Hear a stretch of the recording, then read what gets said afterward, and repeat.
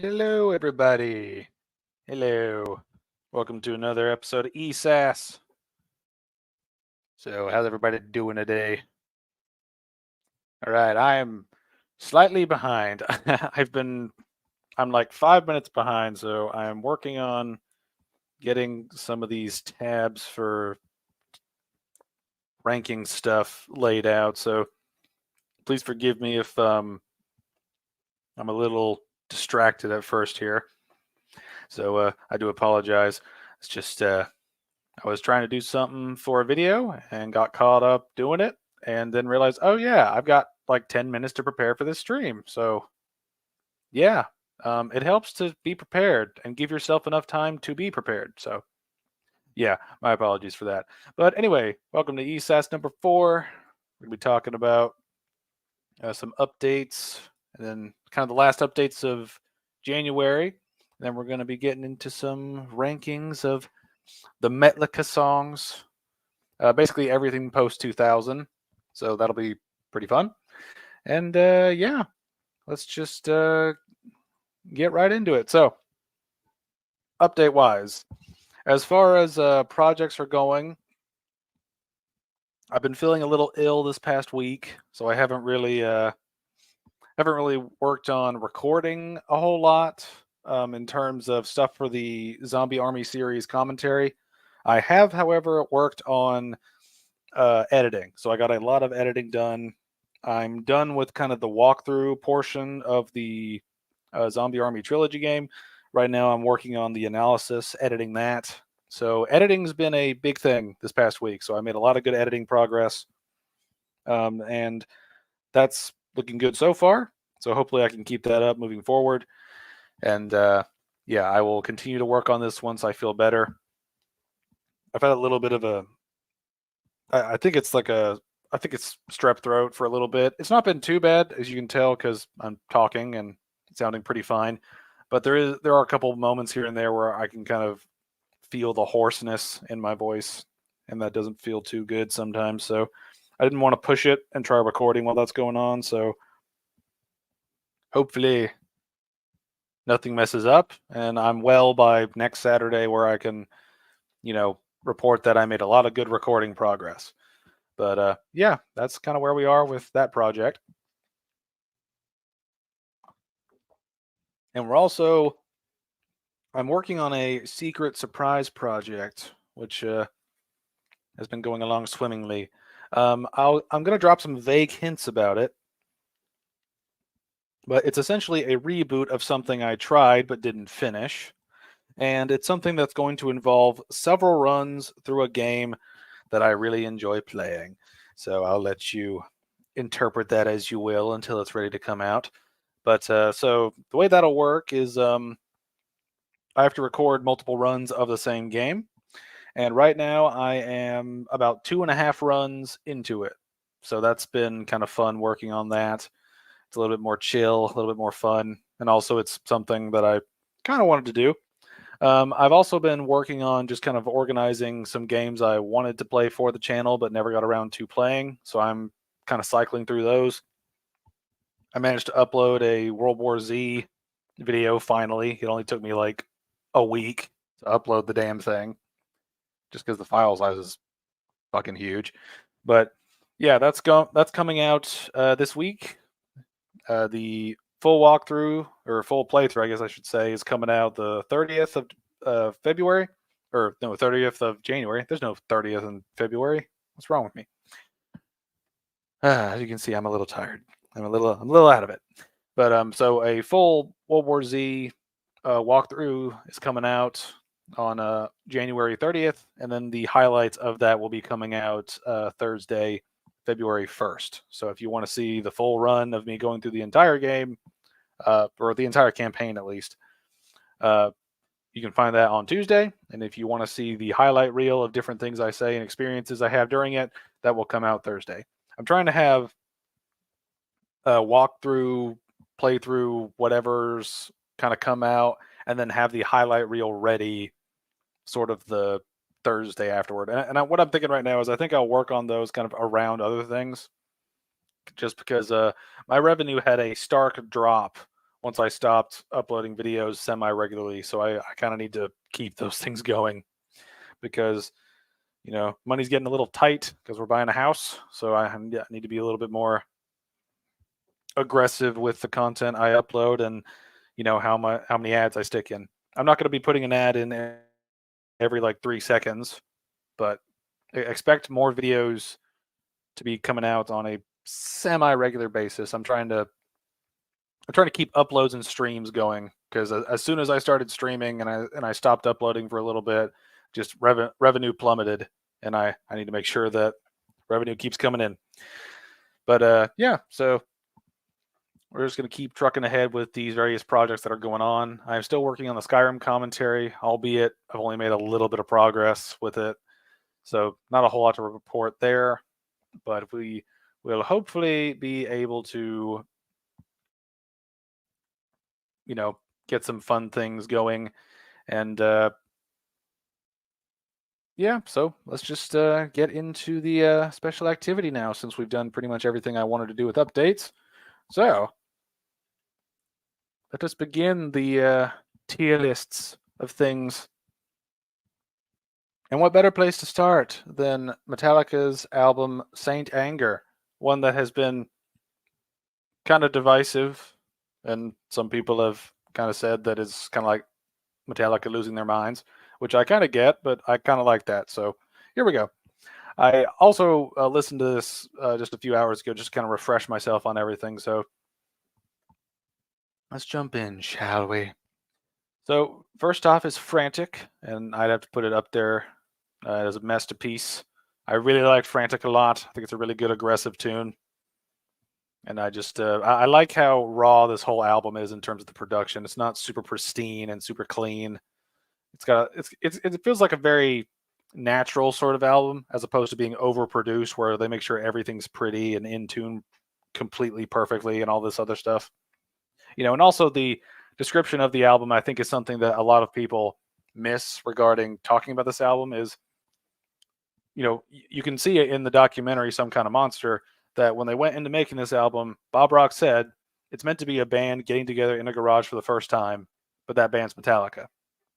Right. And I think they accomplished that sound pretty well. You know, not everything's, you know, I think it's intentionally meant to be sort of raw and gritty. You know, whether you like that, that's up to you. But I think it was a pretty good idea, and I think they achieved what they set out to do. So fair play to them. But anyway, now let's get to the title track, Saint Anger. I really like Saint Anger, especially because I was a very angry youth for a while. I have since mellowed out with age, but I like Saint Anger. I think it's a good track. Now we get Some Kind of Monster. I'd put Some Kind of Monster as good. It's a little long-winded, and that's probably my biggest complaint of that song in general. It's just it's a little longer than it probably needs to be. But overall, I still enjoy the song. All right, Dirty Window, I like. It's a good, like, shorter, kind of like punchy thing. I also just think the title is weird enough to be interpretable in different ways, which is kind of fun. All right, now we got Invisible Kid. I like Invisible Kid a lot. It's not up there with like Frantic and Saint Anger, but I do like Invisible Kid a good bit.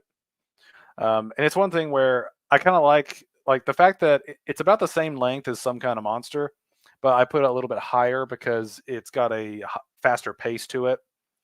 You know, whereas Some Kind of Monster is kind of a droning sort of thing. The riffs have fast parts in them in Some Kind of Monster, but the overall kind of like tempo is sort of slower at times. And I just like Invisible Kid's kind of like consistent, like, you know, just kind of like, it's got kind of a bouncy, aggressive vibe, which makes no sense speaking it out loud, but those are the words that are coming into my head at this time. All right, now we got My World. I like My World. I really like the main riff in it.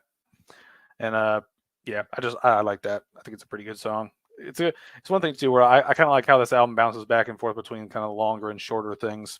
It's a good way to balance a record. All right, now we got Shoot Me Again.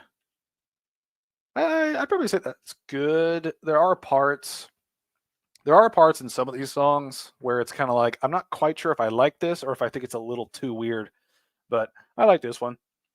And Sweet Amber is one of those things where I'd say it's a great song, but there's one part in it that makes me want to put it in Masterpiece, and it's, I don't know if you call it a breakdown or a bridge, but the really fast part where you just got that, where the riffs kind of kick up a little bit. Really enjoy that part. That part gives me goosebumps every time I listen to it. But overall, song is pretty great. All right, then we got The Unnamed Feeling.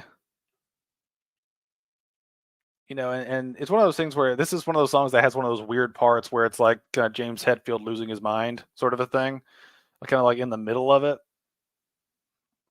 You know, it's kind of like, I don't really know how I feel about it. I don't know if I like it or if I love it or if I dislike it. You know, it's one of those, I feel confused listening to it sometimes where I'm just like, do I like this or not? And I can't make up my mind.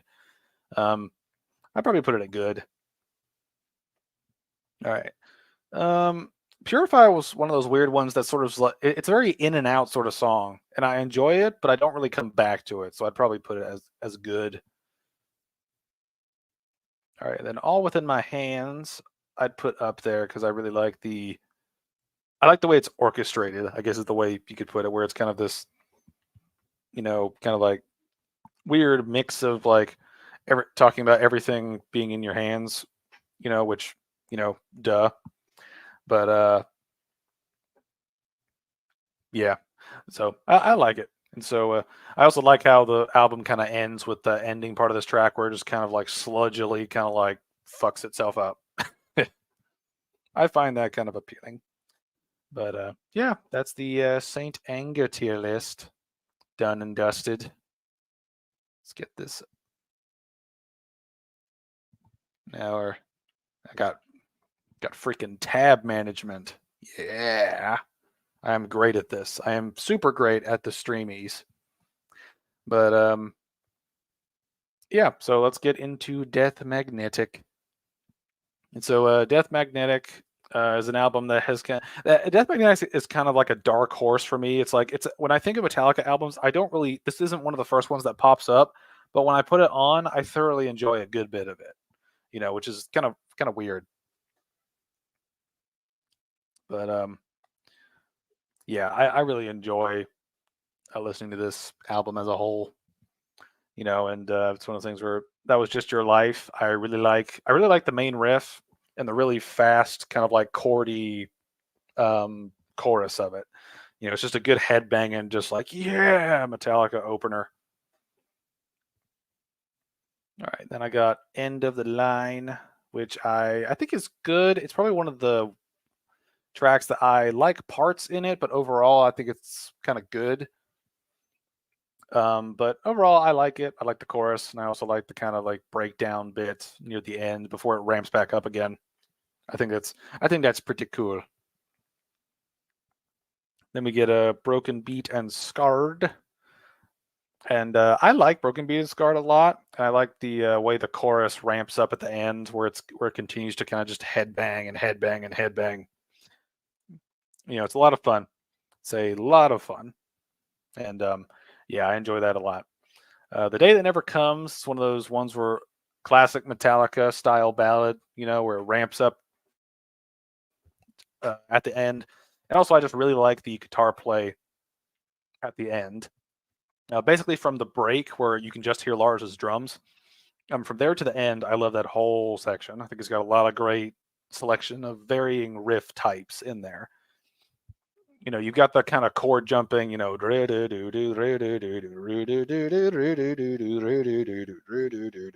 know, that really fast chord changing thing is just like super heavy and headbangy. You know, and then you've got the fast, I guess you call it triplets riff, where they're doing that tapping, where it's like, you know, that bit, and then you get the lead on top of it, giving it some extra like dimension. Really like that riff. And I really like guitar. Almost said guitar Hammett.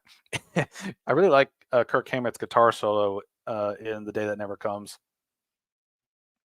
I really like that part. And I like how they have the like the little wheedles before the solo and stuff kicks in. You know, you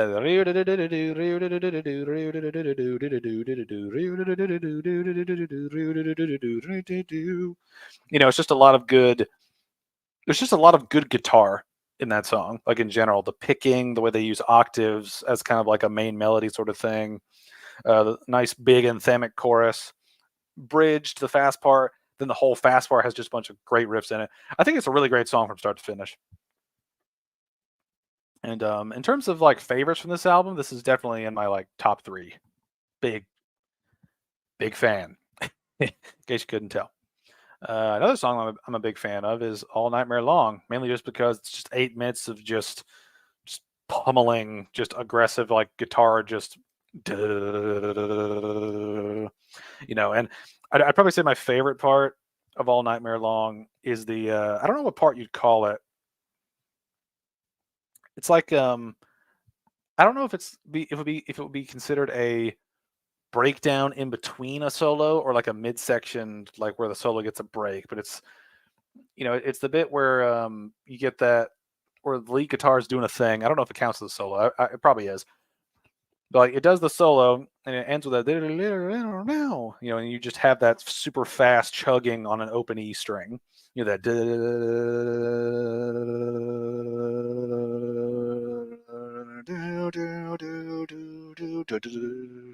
just kind of letting the heaviness and just letting the vibe just kind of go with just the fast aggressive shit. That part gives me goosebumps every time, and I love when Metallica does those little things where they just kind of let the notes breathe. They don't overcomplicate it with a whole bunch of like lead parts and stuff over it. It's just letting the aggression speak for itself, kind of a thing. So really enjoy that song. Really enjoy that one part. And Cyanide's a weird thing where I kind of go back and forth on whether I think it's great or whether I think it's good, because there's it's like I like the main riff and I really like the chorus. I really like the not the chorus. I like the chorus, but I really like the guitar solo in it. The thing is, though, the guitar solo in it kind of like it. It's weird. Is I really enjoy the solo while it's on, but I keep forgetting it when I listen to the song and I want to skip the song. But when I listen to it, it's like I'm in this weird space of where I really like the solo, but I'd rather listen to the thing after it. So it's like a thing where I can't tell if it's my perception of the Unforgiven 3 that makes me want to skip to Unforgiven 3 as opposed to doing listening to Cyanide and then going into it. I don't know. It's kind of all over the place and a little weird.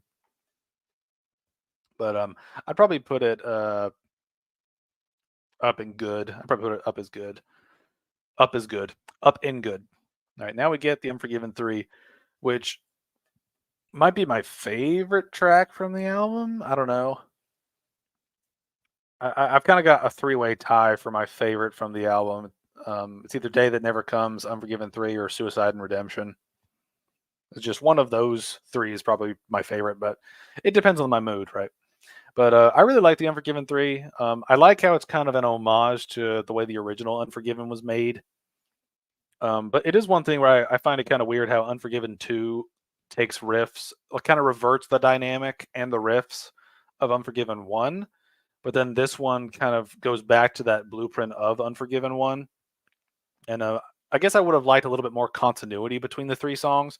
But at the same time, it's like, Unforgiven 1 came out in 91, Unforgiven 2 came out in 97, and Unforgiven 3 came out in 2008, right? Like that's a huge time span. That's like 17 years for 3 songs. I doubt anyone's going to keep up with that, internally or even plan it, And plus, you kind of don't want to, like, Unforgiven 2 could be seen as a rehash. So if they rehashed it a third time with the same sort of like chords and riffs, I think the song would have been kind of unfairly compared to both of them and would have been weaker in general because of that. But really like Unforgiven 3, especially the chorus and the slow ramping up after the second chorus leading up into the solo. That is a really good kind of like climactic, just slow build of intensity. And I love that shit.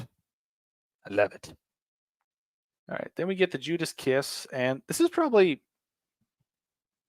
one of the songs on the album that I probably skip the most next to My Apocalypse. And it's like I enjoy the song and I enjoy some of the riffs in it, but it doesn't really stick with me that much.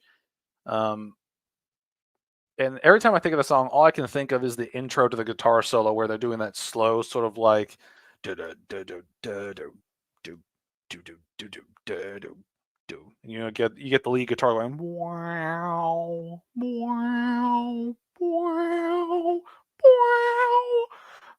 You know, I just like for some reason that sticks in my mind for no real reason other than the fact that it sounds like a weird like 70s alien movie theme type of thing. But maybe that's just a me thing. But yeah, overall, I like the song, but it's not up there with some of these other ones. Now we got Suicide and Redemption. Um, this, along with Orion, they're probably tied as my two favorite Metallica instrumentals. For different reasons, right? Like I really like Orion for its kind of overall orchestration, and also I think Orion has very impeccable riffs. I think every riff in Orion and every section in Orion is good, and also it's a weird kind of gentle mix of different vibes and things. It's got a very unique vibe to it, is what I think is a strength for Orion.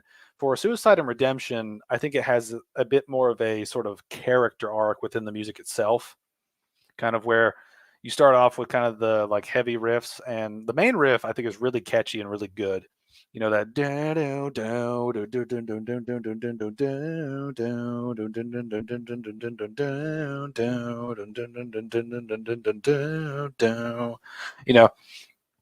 I think that's a really good sort of like semi-heavy riff that kind of sings at the same time. It's got a great kind of like chord structure where it uses a lot of different chords throughout the guitar neck to kind of accentuate the different sounds it has.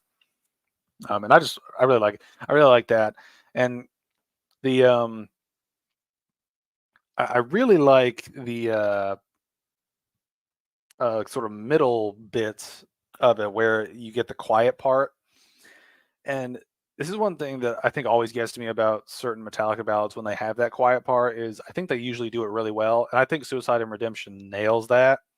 And and that's the thing where I think the title really fits with the music, where it's just like, it's just a really like the notes they used in the sort of quiet like middle section are just really sad.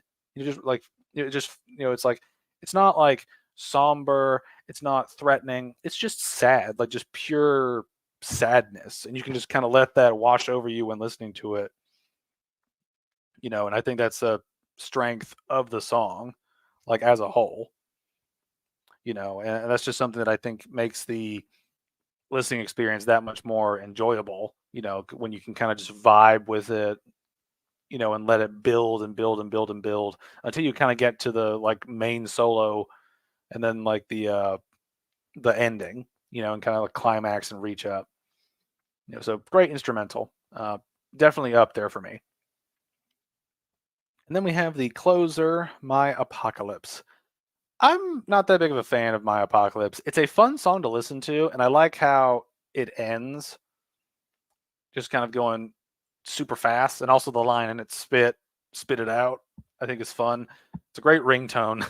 so if I can clip that and turn it into a ringtone, I might do that in the future, but we'll have to see how that goes. But that's a lot of fun. I really like how it ends too, with the kind of my apocalypse and just the chords. It feels like the ending to a concert kind of a thing, where they kind of just like end on a big chord, just kind of jam, and then just end it. But yeah, it's one of those things where I enjoy certain parts of it, and it's a good listen. But it's one of those things that I would skip around. That's kind of thing. The good category is basically songs that I like but would skip to get to other things. Like I'd skip End of the Line to get to The Day That Never Comes. I'd skip Cyanide to get to Unforgiven 3. I'd skip Judas Priest to get to Suicide and Redemption, and then I'd skip My Apocalypse to get to like something else. Kind of the way I look at it. But that was Death Magnetic. So now let's get into Hardwired. And Hardwired was a little bit of a weird listen to me throughout the years that I've owned it, because this was the first Metallica album that I bought fresh, like when it came out, because I didn't really get into Metallica until like 2011-ish. That was probably when I really started getting into them. So this was the first album where I could actually jump in and be like, yeah, new Metallica album, yeah, and just have fun with it. But getting into this, start with Hardwired, and I really like Hardwired's riff, and it's a really short, punchy, sort of like "we're fucked" kind of song, and I kind of like that. I kind of like how kind of punk rock it is in terms of just how it's kind of short, sweet, in your face, aggressive, vulgar, and to the point. And just a really good riff, really good main riff. All right, then we get to Atlas Rise, and I really like Atlas Rise. I really like the main riff of it, and sort of the bridge solo, and then, or sort of the bridge, and then I don't know what you call it, a breakdown or whatever, you know, But I really like the sort of the middle bits of the song. Where you got the really chugging riff before you get into a solo, and then you got kind of the solo link up at the end.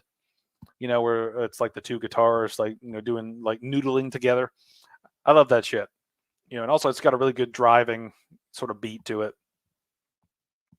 And kind of on the other end of that, we got Now That We're Dead. And Now That We're Dead, I really like for the groove aspect of it. It's got a really good, solid, thick, heavy groove and riff. And it's just a good kind of like casual headbanger sort of thing. It's not super intense, but it's like that thing where you can kind of like tap your foot to it and be like, yeah, And it's a good kind of like slower riff. It's not technically a slow riff per se, but it's a slower riff. And I like the riff. I think it's a really good sort of thick, heavy riff. All right, then we get into Moth into Flame, and I really like Moth into Flame, but I'd probably put it next to Hardwired, just because I really like the chorus of Moth into Flame and lead guitar bits, but I'm not really that big of a fan of the verses, mainly because the riff is kind of simple. But I really like the chorus and the lead guitar stuff they do in it with kind of the main melody that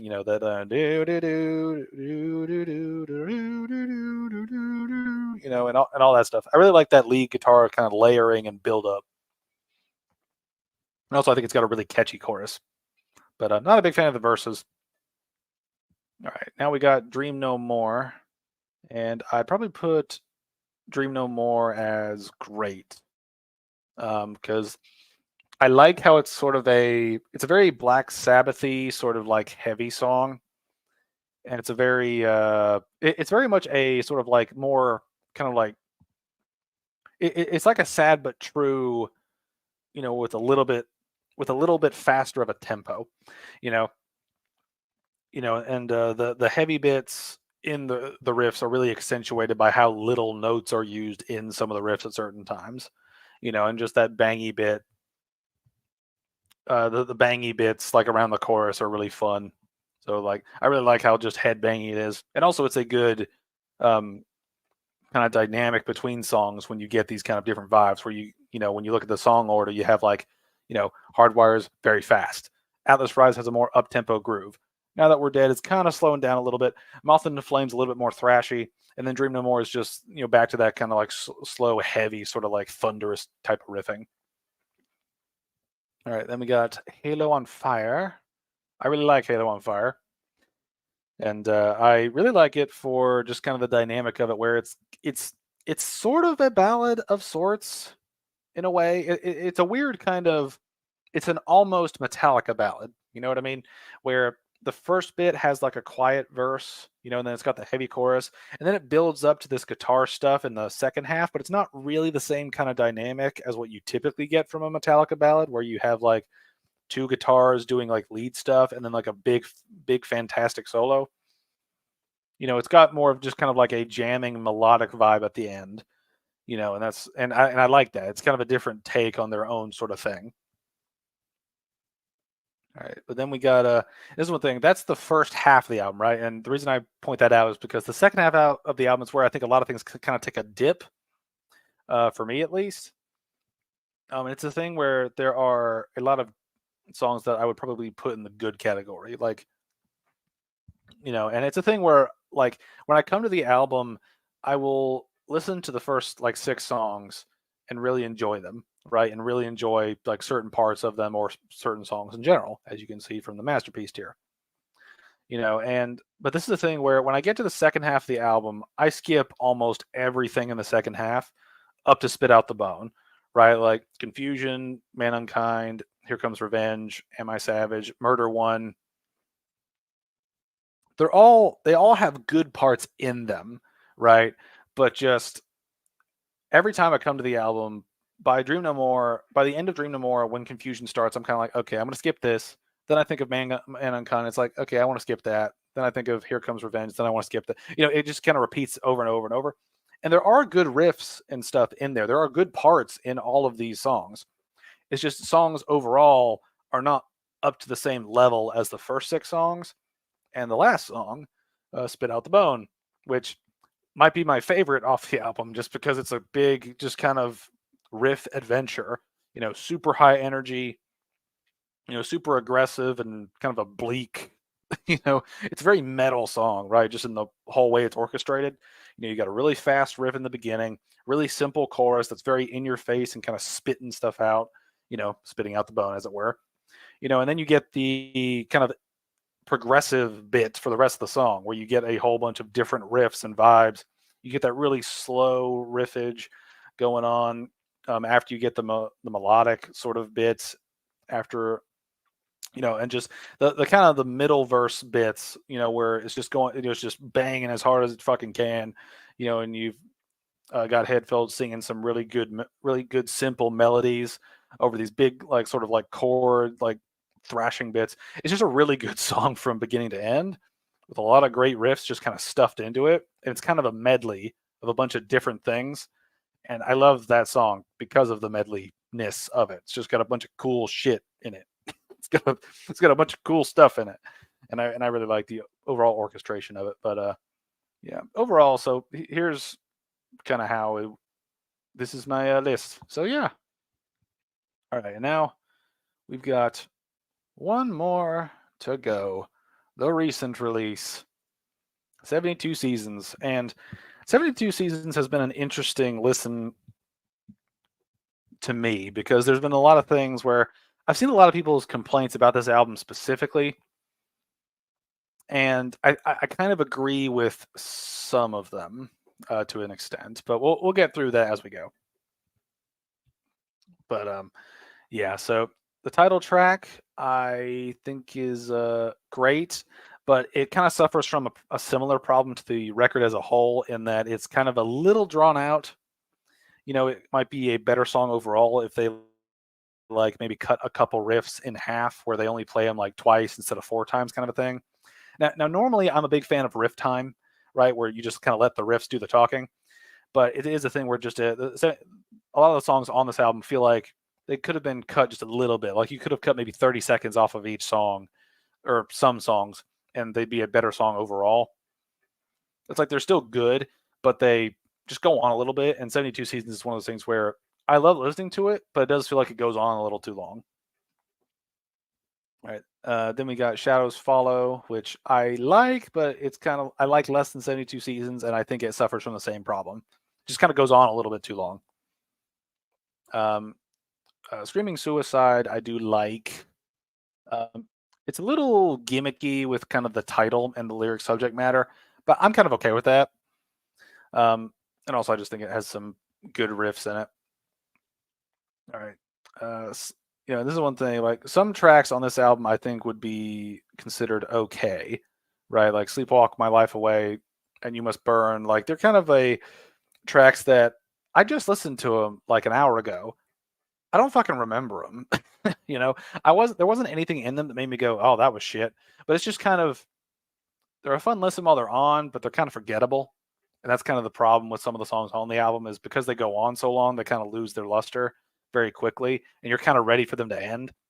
But that's also highlighted by some songs that you see around, like when Lux Eterna came out, putting that up there in Masterpiece, that song is an immediate, in-your-face, fun anthem with a great main riff.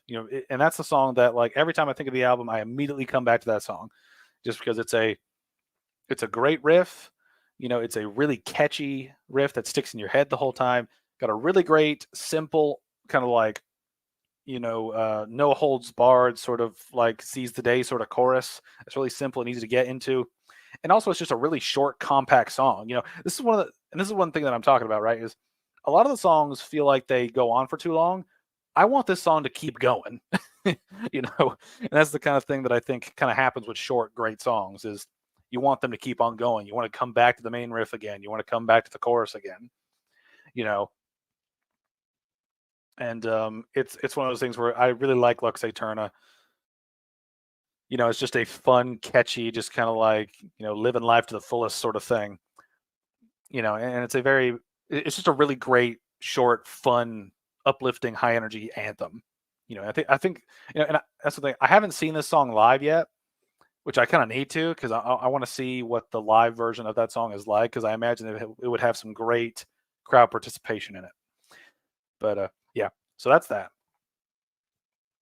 All right, then we get to some of the other songs, and just again, it's just, Crown of Barbed Wire, Chasing Light, and Room of Mirrors. I want to skip around a little bit. But just again, like songs that I enjoyed listening to while I was listening to them, but then I immediately forgot them. Like I immediately forgot all of them, right? And for those who are wondering what bad would qualify as, they are songs where I think the band actually fucked up with either the songwriting or the parts, or just have some really bad orchestrations that don't really mesh well with what's going on. So yeah, okay is stuff that I enjoy while listening to, but find kind of forgettable. Bad is reserved for things where I actively dislike something. It's not something that's mid. It's something that I actively dislike. So just throwing that out there for future tier lists I plan to do in the future. But yeah, then we get to If Darkness Had a Sun, and I'd probably put that on good. I like parts of it, and I like some of the riffs in it, but it's not quite up there where I think it's a really good song like these two, or really great like in Masterpiece. Now, this is where I kind of the album gets some redeeming factors for me. I really love Too Far Gone. I think it's a really it's kind of like Lux Aeterna, where it's got a short, punchy sort of tune for it. I mean, it's like 5 minutes long. Is it 4 or 5 minutes long? I don't know. Either way, I can't remember because I'm too busy thinking about just the chorus, because the chorus really sticks in my head for Too Far Gone. And I really like the chorus of it, and just it's a really simple in and out sort of song where you can really kind of enjoy it, and then it's kind of done. And it has similar vibes to Lux Aeterna for me. I think Lux Aeterna is better, just in terms of the overall package, but I still really like Too Far Gone. And whenever I think of the album, I will skip to Too Far Gone, just because I really like the chorus of it. It's a really catchy chorus. And then we get what I think is kind of a mixture of different things Metallica is really good at, and that's Inamorata. And I'm putting that up there at Masterpiece, not simply because other fans are simping for it like crazy, but because I think it's a really good example of Metallica taking some of the better elements of their Load and Reload era and applying it to kind of their modern releases.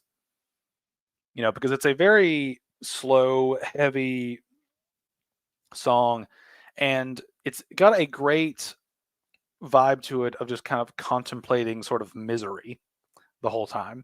And I think it's the thing where the riffs can sound a little slow at times, but I think it makes up for it in the fact that it leads to these very the kind of quiet parts in the middle that build up to kind of a great jam to kind of end the album with.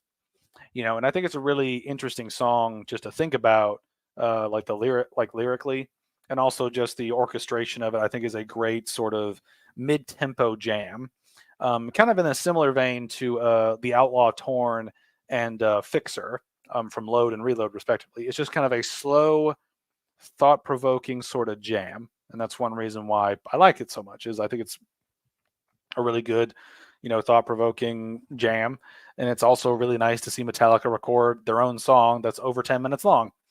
That's their longest song. I like when bands say, "Hey, we're going to one up our previous longest song and make an even longer one." I like that. It's like a dick measuring contest that means nothing, but I still enjoy it. But yeah, so that's all of Metallica's studio releases, ranked. So yeah, let me know some of your favorites, and I do leave these streams up. So if you don't see them live, you're welcome to leave comments and stuff like that. I appreciate any viewership at all. It's much appreciated. But yeah, it's going to be the end of the tier lists for today. Kind of blasted through that pretty quick. I'm really starting to feel it in my throat. Being sick is not fun, but yeah, we will have to return to our regularly scheduled programming and such next time. But one thing I do want to sort of keep in mind is I would like to react to videos here as well as give updates and things. And so what I'm thinking I'll do is I'll cover a band's discography, and then I will react to a video. So next Saturday, let's expect a reaction video of some sort, and we'll see what we can do. But for now, I'd just like to thank you all for watching, and I will see you guys later.